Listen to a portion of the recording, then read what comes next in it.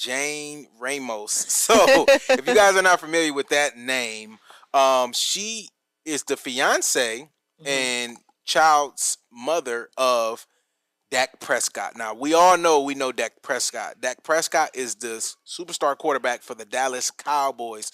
Shout out to the Cowboys. They're America's team, allegedly, right? Definitely the biggest franchise. Yeah, they're the biggest franchise, the biggest brand. I love Jerry Jones. He's like the craziest owner because he always like he don't follow no rules. So like Jerry Jones is just the craziest. Like he's the reason they're not winning, by the way. Stop it. He just don't follow no rules. But okay, Dallas quarterback. Yes. Dak Prescott called off his wedding allegedly after his fiance refused to sign a prenup. Now, she made some type of comment saying it wasn't really about the prenup, but Dak Prescott just signed a $240 million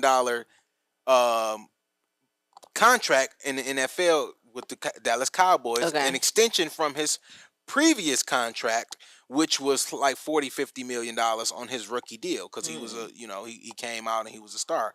So obviously a lot of people are commenting on this saying that she should have signed the prenup, she should have did this. I've seen some rumblings saying, it wasn't about money. She's from a wealthy family, and you've seen something. So what did you see? I saw her comment on, you know who Emmanuel Acho is? He does a sports commentary he too. Was the one that got fired, and he was. Yes, I know who he is. Yes, and so he actually, I was gonna say, so he actually commented and was speculating about why they got a divorce, and she posted underneath his Instagram's page, and she said, "This had nothing to do with a prenup. I hope we can put the rumor to rest now." That's what she's done. So basically, she's trying to clear her name. Okay, there's nothing to do. Now, if we really being honest, $200-300 million and saying it's not about money, it's not about a prenup. If I'm a woman and I'm about to marry a man worth $200-300 million, it's probably nothing he can do to make me not want to get married. I'll deal with the signing and challenge the prenup and do all of that later on in the marriage. I'm signing it because I'm walking away with something. So now she's going to state they have 2 kids. They do. 2 young kids too. So they met in like 2023. 2023 got engaged like a year after in 2024. And they got a 2-year-old and a 9-month-old. So she's literally fresh postpartum. Still, I was gonna say, open, like still, whatever. And I wonder if that played a role in it. A lot of high emotions, a lot of stuff going on. I'm not sure. But to say it's not about money, I was seeing rumblings that it was about the terms of the prenup and not a prenup itself. Because a prenup can say instead of you getting 50%, you get 30%. A prenup can say instead of you getting 10 million, you get 15 million, but Well, what if he didn't want, and this is just me speculating here, what if he didn't want to put in the clause like the infidelity clause? Oh yeah, I know a lot of people. That is the dumbest thing you can ever sign. Never, men or women. This is not a male centric thing. Never in your life put infidelity clause in your Why prenup. would you say that? Because infidelity is not just cheating and not just physical sex. You can literally go to and petition the court for text messages, phone calls, intimate relationships where it didn't go all the way. That's still considered cheating. Well, yes. But that's the I'm gonna say like this. All men don't cheat. Okay. All men are disrespectful. Okay. I'm gonna be honest. All men don't cheat. All men are very disrespectful. Meaning that if you go through your man's phone or if you see how he interact with other women, it will be deemed as disrespectful to you if you were there. Right. And if we're in a marriage, right? If you're married and you're there, correct. So I think that is dumb to put in there. And it's a lot of stuff that a man, if he was watching you walk around, would deem as disrespectful if he saw how you interacted with other men, right? So everything it's all about perspective, and that's why I don't think infidelity clauses are good for either parties, but especially for the men that sign it. I mean, what are you doing? Why would you put that in there? Well, I think that if we are going to go down the road of like a prenup, right? These are the terms of our divorce. So that does make sense to say, hey, I'm not going to stay married to you if you cheat on me.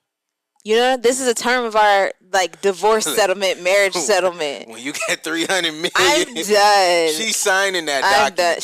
She kind of stood on business though. Like if it was something like, hey, like to your point, if the rumblings were about terms, that's the only thing as a woman of a quarterback that I could think of that would make me say, "Oh, you about to drag me through the mud." Like you're not even trying to sign an include an infidelity clause. It's so stupid to sign an infidelity clause because what's deemed as cheating to one person might not be deemed as cheating to the next. Like I said, well, we can let the judge decide. What then? You want an old white man deciding that if you're texting somebody after 9:30, that's cheating? No. That would be dumb though. Why would you put your life savings and your net worth up for interpretation from some random man that hates your guts because you playing quarterback and worth 300 million and he's deciding on cases and he make 80, 90 grand a year? These judges don't make that much money. I'm done.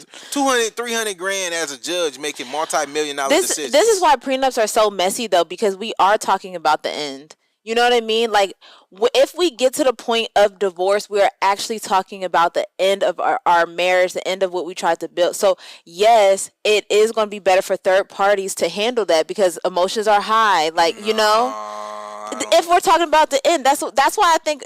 But a prenup, everybody has a prenup. What do you mean? Every single person has a prenup. Oh, because the state. Correct. Okay. It's like everybody has a will. Everybody, exactly. Yeah, you have like a defaulted prenup. Correct. Mm-hmm. So why would we allow them to decide? See, when people hear the word prenup, they think, oh, a woman just not going to get nothing. For one, in a prenup, it has to be fair for both sides. Mm-hmm. This is why I think Candy Burris is going to lose her prenup getting contested because a lot of her prenup wasn't fair. She was saying like if you get sick, I can leave. Like I'm just leaving you for just being sick because I don't want to be with you no more. I don't have to take care of you.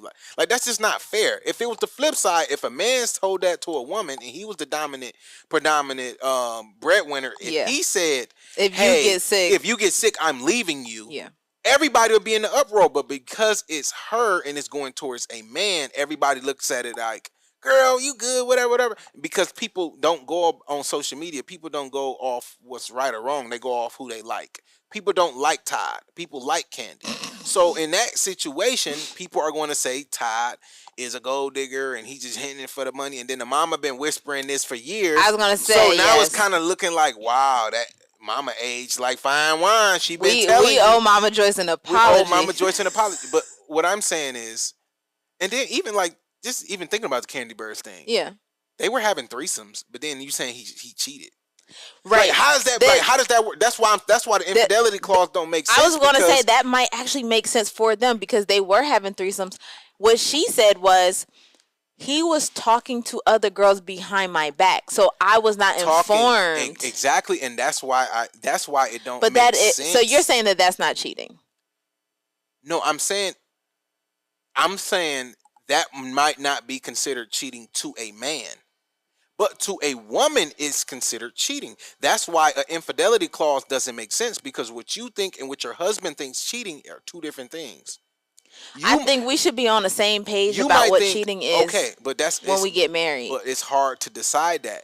Your husband might think you are cheating if you entertain or speak to the guy next door because you know the guy next door likes you.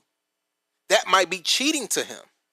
And he might feel like you're disrespecting our relationship. What do you mean you went over his house to grab some sugar? You know this man. You know he like that. I'm done. You go over Stephon Diggs' house. You know Stephon Diggs sliding on everybody. Okay. You think that's going to hold up in court? And a wife, for example, yes. You think that will hold up in court? Like, yes. Oh, you went and borrowed sugar from your neighbor who has a crush on you? Yes. Because a jury of 12 people will look at that and say, yeah, you kind of knew what you was doing. You got to think about it. These are humans as well. So if their husband or their boyfriend or girlfriend, they knew it's a guy across the street, you know he likes you, he's hit on you, you told me, we got text messages saying, Oh, Ray across the street, man. He always asks me out. He always flirting with me. He commented on my dress. He talk under my clothes. I go over there and press him like, hey, man, like, this is my wife. Chill out. He said, all right, cool. And then I come home and Ray's barbecuing and you in his backyard sitting down. That's cheating to a man. You might feel like I'm just grabbing a plate. I'm looking at that like that's cheating. So this is why an infidelity That's interesting. clause, that's very interesting that you say that. But this is why an infidelity clause don't make sense to me. Okay. Because it's subjective. It's very subjective. What you think is cheating when you're 30 might be different when you're 45. Like I seen a lady online saying like, what I used to trip about when I'm 25, I'm 45. I'm not tripping about that no more. A lot of women they get older, they're like, look, don't bring me no babies, don't bring me no diseases, and don't be sloppy out here. I don't care what you do on your boys' trip. So that's the older version of them talking. That's true too. But when they were 22, a text message would have ruined the whole situation. So that's why I don't think a infidelity clause makes sense to nobody, girl or man or woman, because your man might, if you're dating an insecure man. What if he be like, I don't like how you and your boss interacts. I don't like how I want a divorce. I don't like how this is, and infidelity could be about what somebody else did, not always what you did. And then you go and ruin the marriage and then try to blame it on me because I got a plate. Exactly. You got to play the barbecue from Joe up the street, and I'll say, Joe like you knew this. So. And really, you trying to really just divorce me because you want to sleep with Susie, and you're going to use that as you're going to use. You can always try to set people up. I was going to say that's. If I live in your house, I can literally set you up. I can text other people from your phone and delete it. And then now I'm in court. Like, I don't know who number that is. I don't know what's going on, Judge. And you like, nope, you lost half. Infidelity. It's not as easy to talk about. But if I'm Dak Prescott, I'm cheering for him. You walk away, you don't get your way, you worth $300 million. Yeah. Your woman should listen to you. I don't care. But if I'm her, I'm saying, girl, you better do whatever, you sign whatever to get married to him. And then you deal with the divorce a couple years. Kids. In Texas, there's a cap. There's a cap on child support. If they was in California, he would have been cooked. There's a cap on child support. That makes sense. It's like a $12,000 cap. Basically, they only calculate what the child needs based off of $12,000. Now, this is a crazy circumstance because he has so much money. Yeah. Right. So they're going to be able to use this as an unorthodox case. Yeah. But it's still the law. The law is the law. So he might end up paying $20,000-$30,000 a month. But he's not going to spend nothing crazy on his kids. It's not going to be nothing crazy. Yeah. But, yeah. I mean, he might have to buy him a house and he already got all that. So she's probably not about to get that much from child support. Maybe it's not about the money like she said. Maybe it's about something else. I mean, for me, I feel like they did get engaged pretty soon if people linked them for like a year or whatever. And then they started almost having babies like immediately. So that is something to think about. So I'm just really, if they're at peace because they sent the email out to their 250 guests that were supposed to be in Italy April 10th. So they probably already have tickets. They probably, yeah. So if they are at peace with this, then good for them. They obviously have their reasons.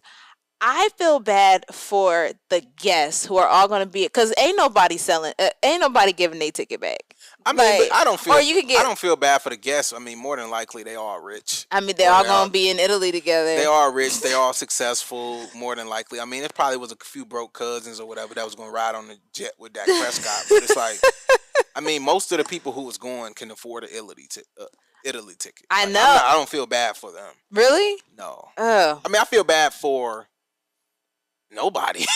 Everybody got money. Everybody got money. Ain't nobody hurt. Ain't nobody feelings get hurt, but it ain't really no room to feel bad for nobody, to be honest. Like, not even her. I mean, she has 2 kids by a multi-millionaire. I was gonna say, no, she's fine. Like you said, I think if it was about the money, she would have signed whatever and kept it pushing. Like, I really think whatever it was just her if boundaries. I'm a woman and I'm dating a rich man, I'm signing whatever. If I'm a rich man, I'm following all the steps I need to protect my wealth, or I probably just don't get married. um, a lot of these NFL, NBA players shouldn't get married until their career ends, because then their marital assets would be divided after their retirement. So let's say I make $300 million while I'm in the league. Mm-hmm. I retire, get married the next year. Well, even if there's a dispute about marital assets, this 300 million is not in the dispute. Got it. It's going to be my little 200-300, like it's going to be my Iman Shumpert and Tiana Taylor type money. Iman made all his money before they got married. Yeah. That's why. So her career trajectory is higher than his. He doing the podcast. He doing them little week skits. Mm-hmm. He ain't really about to make no money. Yeah. Tiana all Taylor, the money he was going. She winning global awards and all that. Her career is taking off. Mm-hmm. So that's why when they got a divorce, they just kind of divided all the assets, moved on, made him pay for a car he wrecked or something like that, and they just moved on. It sounds like you're almost advocating for like age gap marriages. What you mean?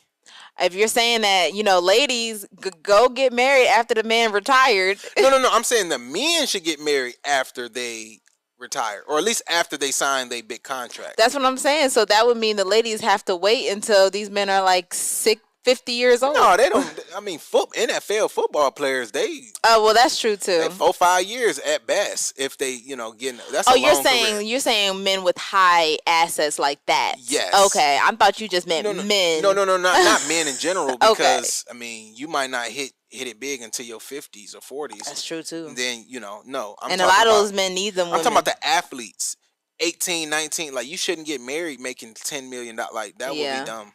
I think they're in their 30s though. That's crazy too. Dak is older because he's on his second contract. That's what I'm saying. Dak might not be. I think I read that he was 32. I think he might be 30. Let's look that up. Yeah. Dak might be 30. That's why I was like, wow, this is a great time to get married. But yeah, Dak Prescott is around our age because Marlon from Word and Vision. Yes. He used to play football. He played for Louisiana Tech, and he played against Dak Prescott. Oh, wow. Yeah. Okay, that makes sense. Yes, so thank you guys for watching. In order to continue to support independent journalism, I need you to subscribe to our page below. And also, if you want the full podcast and more exclusive content, make sure you subscribe to the Patreon. Link is in the description.